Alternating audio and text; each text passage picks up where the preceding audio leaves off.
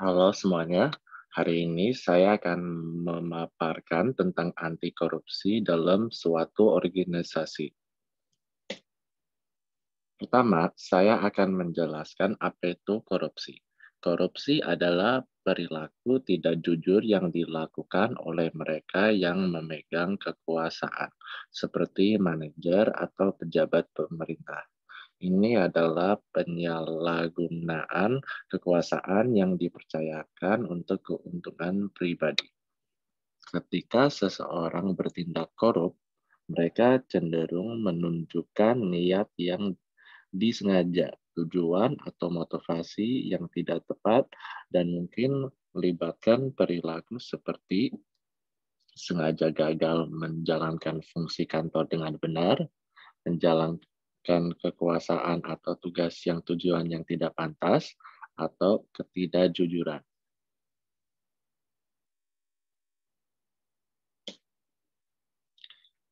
Ada berbagai macam bentuk korupsi.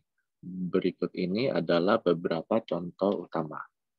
Ada pemerasan, penyuapan, penipuan atau perampokan, pemerasan, pemalsuan, memutarbalikkan jalannya keadilan, dan sengaja merilis informasi rahasia.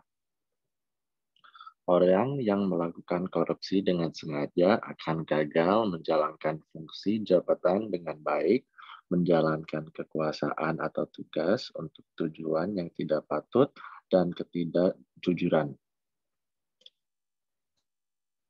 Selanjutnya, kita akan membahas mengapa korupsi itu buruk.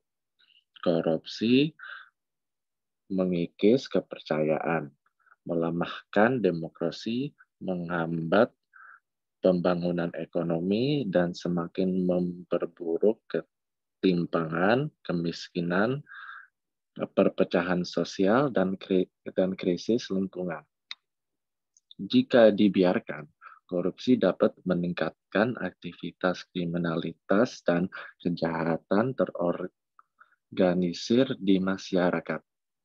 Ada efek negatif yang ditimbulkan korupsi pada organisasi, termasuk kerugian keuangan, kerusakan moral karyawan, kerusakan reputasi organisasi, fokus organisasi dan sumber daya dialihkan untuk memberikan bisnis dan layanan inti kepada komunitas.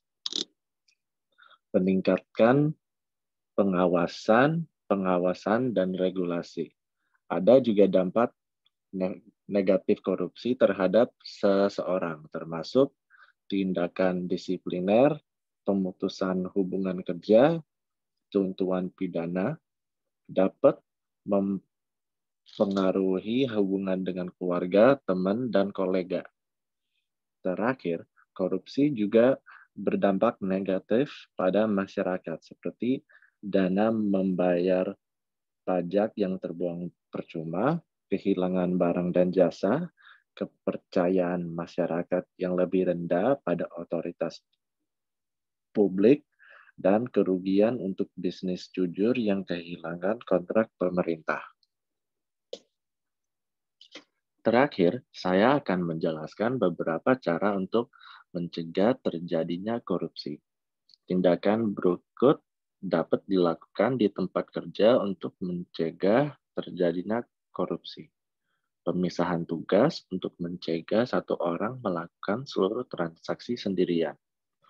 Garis kewenangan dan tanggung jawab yang didelegasikan dengan jelas.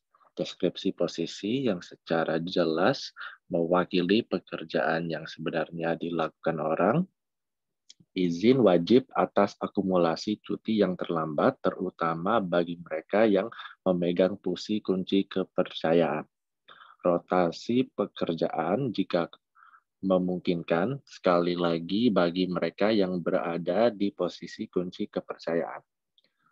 Kesadaran staf, pendidikan, dan pelatihan untuk memastikan semua staf sadar dan dapat mengenali tanda-tanda kemungkinan perilaku curang atau korup. Langkah-langkah perlindungan yang memadai untuk pengamanan aset, proses, dan data.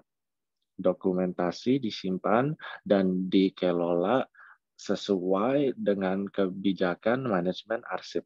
Memiliki protokol yang jelas.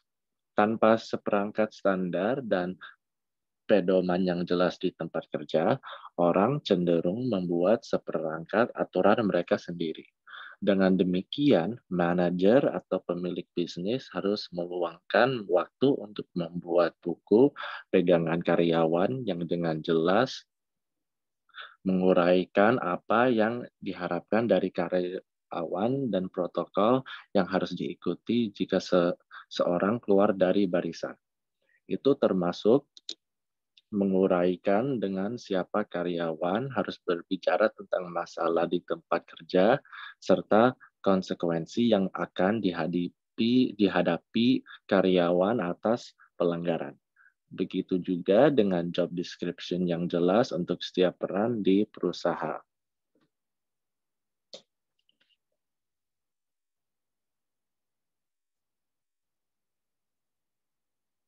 Berikut cara lain untuk mencegah korupsi terjadi. Lingkungan kerja di mana orang yang merasa nyaman dalam menangani dan tidak melakukan karena melakukannya. Bina komunikasi terbuka. Pemilik dan manajer bisnis harus mendorong rasa komunikasi terbuka secara umum. Beritahu karyawan bahwa tidak apa-apa untuk mendekati Anda jika mereka memiliki kekhawatiran. Jadwalkan sesi rutin satu lawan satu dengan bawahan untuk mengetahui bagaimana keadaannya.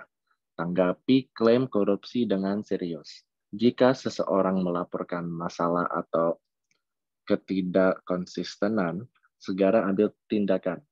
Jika Anda menemukan bahwa seseorang memang bersalah, ikuti protokol yang diuraikan dalam buku pegangan karyawan Anda untuk menghukum orang tersebut. Bergantung pada situasinya, Anda bahkan dapat mengadakan rapat staf untuk memberitahu karyawan lain tentang masalah tersebut dan memberitahu mereka bagaimana Anda menanganinya. Sekian untuk presentasi hari ini. Semoga informasi yang saya berikan bermanfaat. Terima kasih atas waktunya.